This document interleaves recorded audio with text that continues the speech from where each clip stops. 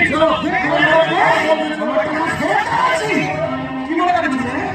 মনে করেছিলি আমার কাছ থেকে তুই পাল্টে যাবি? আমার কাছ থেকে তুই কোথাও পালাতে পারবি না রে। আমার নাম খবর বউকে বউকে বিক্রি করার জন্য আমার কাছ থেকে টাকা নিয়েছিলি, সে টাকা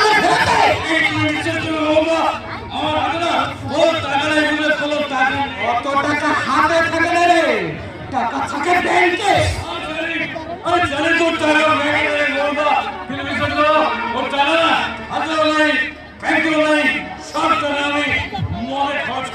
সে যাই করো, আমাকে ফেরত দিতে হচ্ছে। প্রয়োজনে জমি বাড়ি দিবি না? জমি বাড়ি বিক্রি করলে আমি থাকবো কোথায়? কেন গাছতলায়? ওটা তো আগেই পালিয়েছে, এখন বাড়ির কি দরকার? একটা মেয়েকে সামনে রাখতে পারল না, কপ্পুরের মতো মেয়েটা উঠে গেল।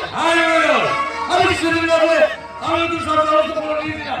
এমনকি তোমার সঙ্গে আমার কথাও হয়ে গেছিল যে ঠিক রাত 10টা নম্বর ঠিক রাত 12টার সময় আমার পুত্রী সুমনা এবং দুর্গাকে আমি তোমার হাতে তুলে দেবো। দিতে পারলি কই?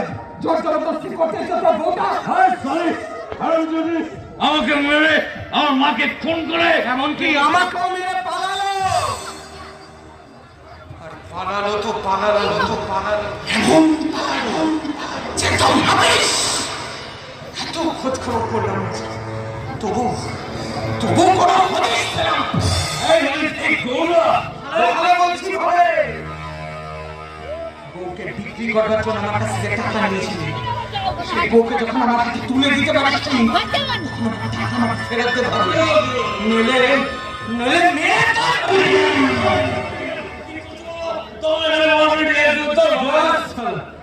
এখন তো মারি শুধু উঠে বলিস চেঁচাচ্ছিস কেন? আজকের ঘটনার সব যদি তুলতে না পারি আমার পদবি স্মরণ করে। মামা এই লোকটাকে আরে তোমাকে বলেছিলাম না যে দুর্গা বলে মেয়েটাকে বিক্রি করতে চেয়েছিলিস কিন্তু পারিসনি, মেয়েটা তোর হাত থেকে পালিয়েছে, তাই তো? হ্যাঁ, আর এই মালটা হচ্ছে ওই দুর্গা বলে মেয়েটার স্বামী। বেটা আমার কাছ থেকে টাকা নিয়ে এখানে এসে পালিয়ে আসছিল, আর হাতে গিয়ে বিক্রি করার সময় বেটাকে হাতে নাতে ধরে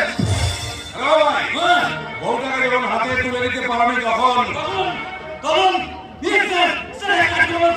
স্যার আমি ওকে একটু বুঝিয়ে বলুন না স্যার, আমার দুটো সবাই দিতে বলুন। আমি না